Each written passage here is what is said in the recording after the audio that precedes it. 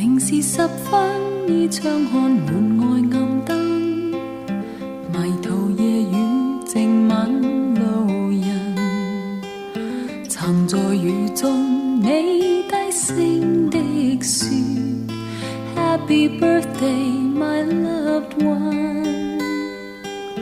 為何現今只得我呆望雨絲，呆呆坐知夜半兒時，拿着兩杯凍的香檳說 Happy birthday to me， 綿綿夜雨無言淚珠，